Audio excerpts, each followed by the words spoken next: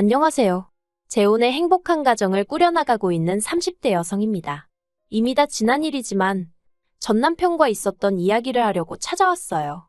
제가 다 지난 전 남편 이야기를 꺼내는 이유는 오늘 시내에 나갔다가 전 남편을 마주쳤거든요. 사는 곳이 멀지 않아 이런 날이 올지도 모른다는 생각을 종종 하긴 했었는데 정말 마주치게 되니까 옛날 기억이 머릿속을 스치네요. 그래서 그냥 전에 어디 가서 해본 적 없는 이야기인데 오늘 한번 해볼까 해요. 이미 저에게는 재혼해서 정말 괜찮은 남편이 있지만 일단은 편의상 전 남편을 남편이라고 칭하겠습니다. 남편하고는 미혼 남녀 모임에서 만났어요.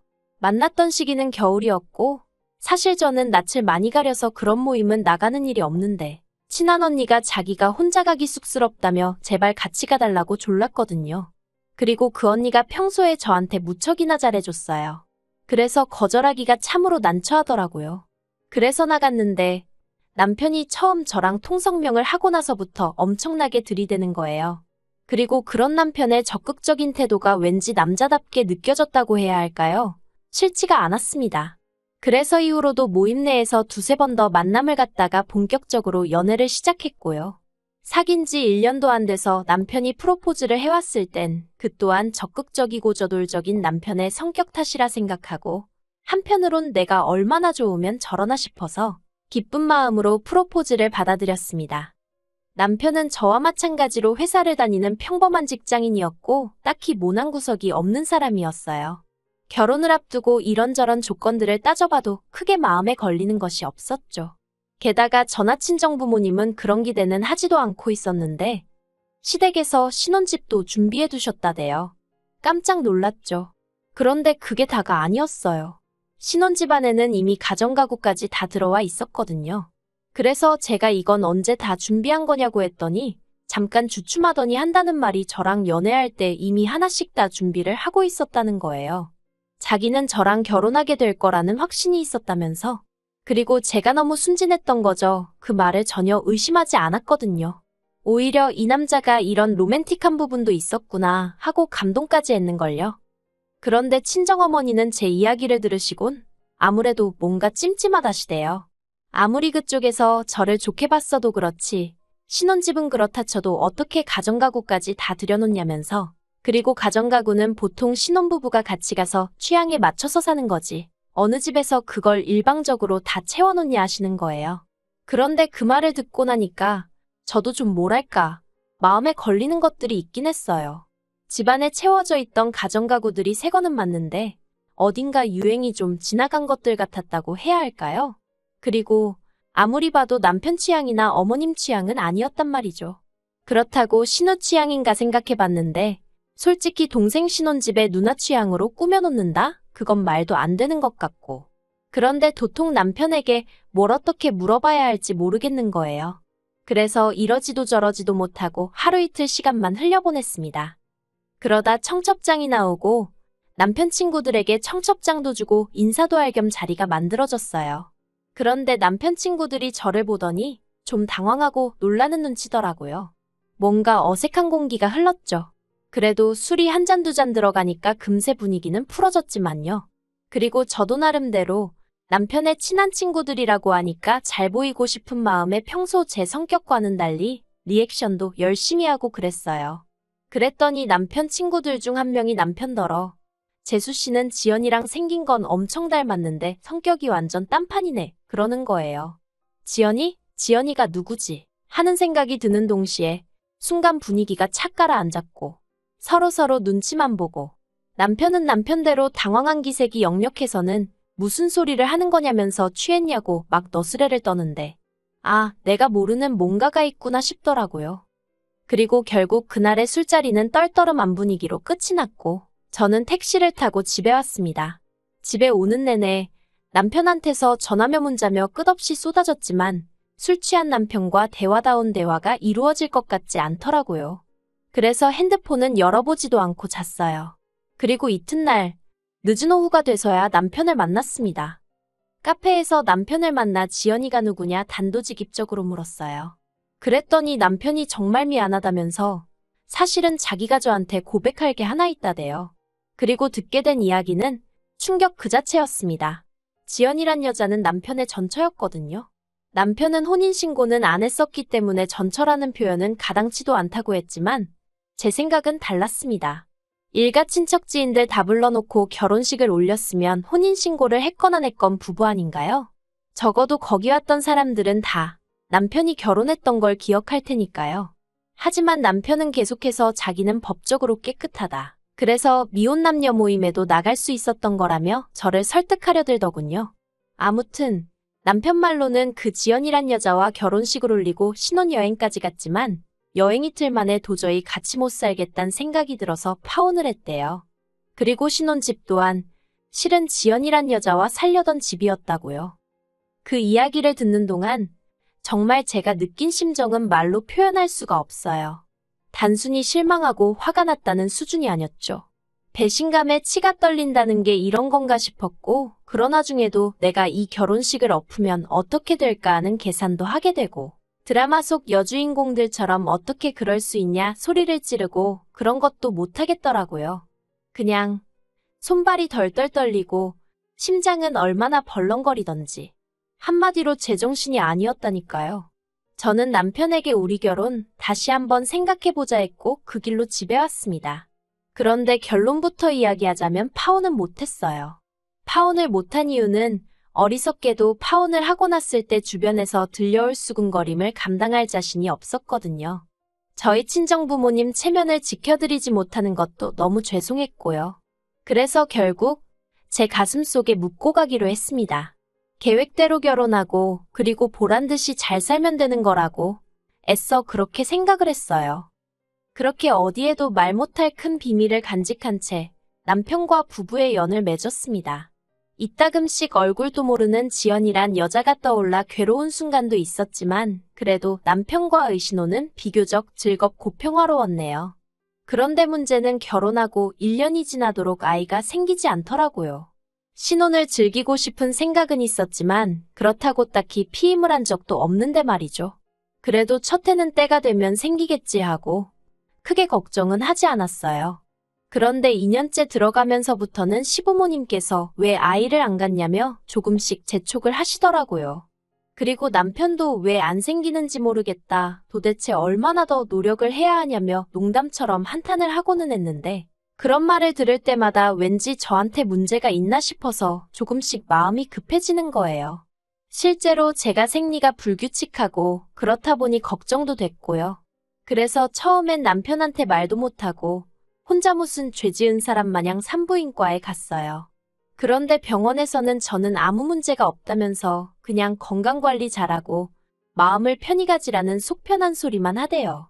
그래서 저 일부러 취미생활도 그림 그리기니 도자기 만들기니 죄다 뭐랄까 마음을 가라앉히는 종류로만 골라서 찾아다녔어요. 그나마 가끔 한 잔씩 마시던 맥주마저 끊었고요. 퇴근 후 어떻게든 짬을 내서 1시간씩 운동하고 정말 임신하기 좋은 몸을 만드느라고 제 나름대로 최선을 다했죠. 하지만 그래도 어째서인지 아이는 생기지 않았고 게다가 저 혼자 아무리 노력을 하면 뭐하나요?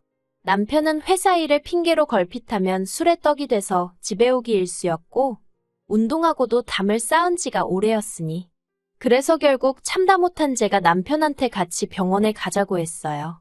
그런데 남편이 곧 죽어도 병원은 가기 싫답니다. 병원에서 자기 상태를 확인하는 그 과정이 수치스럽다나요? 그리고 시부모님께서도 하시는 말씀이 당신 아들에게는 아무런 문제가 없을 거랍니다. 그래서 제가 어떻게 그걸 그렇게 확신하시냐 했어요. 사실 결혼 초만 하더라도 그래도 시부모님 말씀이라면 내내 하고 웬만해선 싫은 소리를 안 하던 저였지만 2년쯤 넘어가면서 임신은 안 되고 시부모님은 괜히 제 탓을 하시고 그러니 저도 할 말은 하고 살아야겠다 싶더라고요. 그래서 언젠가부턴 아니다 싶으면 조금씩 따지고 들기도 하고 싫다 소리도 하고 그렇게 성격이 바뀌었네요. 아무튼 그러고 제가 물으니 어머님이 하시는 대답이 가관이었습니다. 당신이 연초에 용하다는 점집에 다녀왔는데 당신 아들 사주에는 자식이 있다고 했다는 거예요. 그러니 병원에 가보고 어쩌고 할 필요가 없다나요? 이건 뭐 아무리 제가 논리적인 이유를 가져다 대도 사주님이시니니 들이대시니 말이 통해야 말이죠. 게다가 남편마저 비협조적으로 나오니 제가 다 큰 성인 남자를 끌고 병원에 갈 수도 없는 노릇이었고 환장하겠더군요. 그래서 저도 그냥 될 대로 되라 하고 내버려뒀어요. 그렇다고 포기를 한 건 아니고 남편과 계속 노력은 했지만 더 이상 제가 할 수 있는 게 없었다는 뜻이에요. 언젠간 찾아와 주겠지. 그냥 그렇게 믿고 기다리는 것 말고 제가 할 수 있는 일이 없더라고요. 그러다 올해 초 퇴근하고 집에 왔는데 남편이 웬일로 저보다 먼저 와 있더라고요. 그리고 얼굴을 보니 안색이 무척이나 어두웠죠. 그래서 제가 무슨 일이라도 있었냐 물으니까 아무것도 아니라면서 제 눈을 피하대요. 그래도 한 이불 덮고 지낸 시간이 있는데 단박에 무슨 일이 있다는 건 알겠더군요. 하지만 뭐가 됐건 간에 아직 나한테 말할 준비가 안 되어 있나 보다 싶어서 더는 묻지 않았습니다. 그런데 그 후로 2주쯤 지났을 무렵인가 시부모님이 저희 집에 오셨어요. 시댁이 저희 집에서 먼 거리는 아니었지만 그래도 평일 저녁에 찾아오시는 일은 흔치 않았기에 기니할 이야기라도 있으신가 싶더군요. 그리고 역시나 제 예감은 틀리지 않았습니다. 시부모님께선 두 분 다 평소보다 훨씬 긴장한 얼굴을 하고 계셨거든요. 그래서 제가 지난번 이 사람도 그렇고 오늘 두 분도 그렇고 저한테 뭐 할 이야기가 있으신 거냐 물었어요. 그랬더니 어머님이 돌려 말하지 않겠다며 애는 안 생기고 이참에 입양을 하는 건 어떻겠냐 하시대요? 입양이라니 생각지도 못한 단어였죠. 그리고 저는 싫다고 했어요. 아직 저나 남편이나 젊고 자연 임신이 안 되면 다른 방법을 시도해 볼 수도 있는데 왜 입양을 하냐고요. 그랬더니 어머님이 핸드폰을 꺼내시더니 애 사진을 하나 보여주시대요. 그래서 이게 뭐냐니까. 남편이 저더러 정말 미안하다면서 자기 애래요. 자기가 정말 미쳤었나 보다며 자기가 정말 죽을 죄를 지었다면서 말이죠. 그리고 알게 된 건 저희가 결혼 생활을 하던 중 딱 2달 떨어져 지낸 기간이 있었어요. 제가 회사 일로 해외에 2달 동안 나가 있어야 했거든요. 그리고 그때 분명히 남편에게 당신이 싫다 하면 안 가겠다고 했는데 남편이 자기는 그렇게 꽉 막힌 남자가 아니라면서 흔쾌히 다녀오라고 했죠. 그래서 정말 고마운 마음으로 다녀왔고 그 출장 덕분에 저는 승진도 했어요. 그런데 제가 떠나 있던 그때 남편이 말하길 전 저한테 연락이 왔대요. 원래 대학 시절부터 친구 사이였다는 건 그때 저도 처음 들었네요. 아무튼 친구로서 고민 좀 들어달라나 뭐 그래서 정말 딱 얘기만 들어주려고 나갔답니다. 그런데 그날을 시작으로 제가 한국에 돌아올 때까지 2달 동안 아주 별짓거리를 다 했던 거죠. 남편이 변명이랍시고 하는 소리는 더 가관이었습니다.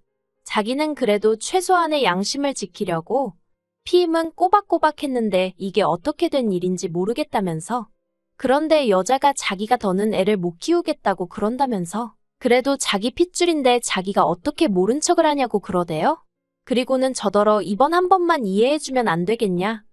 애는 죄가 없지 않냐 그러는데 시부모님까지 나서서는 내가 우리 아들 사주에는 애가 있다고 말하지 않았냐? 아무래도 걔가 그 애인 것 같다. 네가 애라도 하나 낳아놨으면 우리도 걔 데려오잔 소리 안 한다. 그런데 애는 안 생기지. 밖에 떡하니 우리 핏줄이 있다지. 이러면 우리로선 모른 척 할 수가 없다. 그런 말씀만 늘어놓으시대요. 그래서 제가 남편더러 그럼 데려다 키우라고 했어요. 나랑은 이혼하고 혼자서 키우던지 말던지 알아서 하라고요. 그런데 정말 실망스러웠던 건 그러면 말이라도 남편이 이혼은 못한다 그럴 줄 알았는데 남편이 갈등을 하는 게 제 눈에 보이더라고요. 이혼도 싫고 애는 데려와야겠고 어이가 없었죠. 저요. 솔직히 100번 양보해서 밖에서 낳아온 아이라고 해도 키워줄 수 있었을지도 몰라요. 남편이 저랑 같이 임신하려고 열심히 노력을 해줬었다면 말이죠. 하지만 제가 그렇게 임신을 기다리는 동안 남편은 아무 노력도 안 해줬거든요.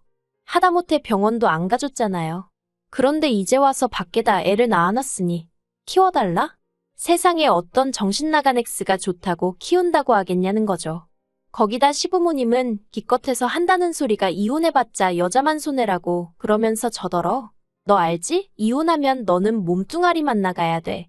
여기 집이고 뭐고 다 우리가 해준 거야. 나 같으면 그게 감사해서라도 눈 딱 감고 애 키워. 애가 큰애도 아니고 어린애라 내 새끼 다 품으면 품어지는데 그걸 왜 못해. 그런 소리나 하고 계셨으니까요. 그래서 결국 남편하고는 이혼했어요. 이혼 과정은 비교적 순탄했습니다. 어머님 말씀대로 집이니 뭐니 다 남편이 해온 거라 제가 받을 건 없었고, 그나마 남편하고 그 전처를 고소하려드니까 남편이 자기가 위자료는 챙겨줄 테니 깔끔하게 마무리하자고 하더라고요. 그리고 솔직히 저도 다 짜증나고 지겨워서 에라 모르겠다 하고 5천만 원 불렀어요. 솔직히 법대로 하면 5천은 어림도 없단 얘기를 듣기도 했고, 그렇다고 5천 이상 부르면 남편이 마음 바꿔 법대로 하자고 들까봐 걱정도 되었거든요. 그리고 다행히 남편이 순순히 5천 이체해주대요. 그러면서 한다는 말이 소식은 전하고 살자는데 소름이 끼치더라니까요. 그런데 이혼하고 반년쯤 지나서 진짜 황당한 소식을 전해 들었어요. 남편 친구들 중 한 명이 알려준 건데, 저도 왜 저한테 굳이 알려준 건진 모르겠지만서도 남편 전처가 남편한테 맡기고 간 애가 남편 애가 아니랍니다. 하도 닮은 구석이 안 보여서 남편 친구들이 유전자 검사를 해보라고 부추겼는데 정말 불일치로 나올 줄은 몰랐다나요? 아무튼 그래서 남편 집안이 다 뒤집어지고 난리가 났다대요. 듣는데 이건 너무 웃겨서 제가 정말 소리내서 웃었어요. 그리고는 그 애 엄마는 어디 갔냐니까 동남아인지 어딘지로 튀었다는 소문만 있다고. 그러면서 애는 어쩌고 얘기하려는데 제가 저한테 더는 말하지 말라고 했어요. 괜히 더 알아봤자 저까지 골치만 아프지 싶어서요. 그리고 저는 1년 후에 지금의 남편을 만나게 되었어요. 지금 남편은 초혼이고 저보다 연하라서 솔직히 제가 정말 많이 밀어냈거든요. 그런데 남편이 안 떨어져 나가고 꿋꿋이 버티고 있더라고요. 아무튼 지금 남편하고도 이런저런 일이 많았지만 지금은 딸 하나를 키우며 알콩달콩 잘 살고 있습니다. 오늘 전 남편이 저랑 저희 애를 보고 무슨 생각을 했을까요? 뭐가 됐건 간에 죽도록 후회했으면 좋겠습니다. 그리고 전 시어머니께도 부디 제가 아이랑 있더라는 걸 이야기 좀 했으면 좋겠네요. 그래서 어머님이 땅을 치고 후회 좀 하시게 말이죠.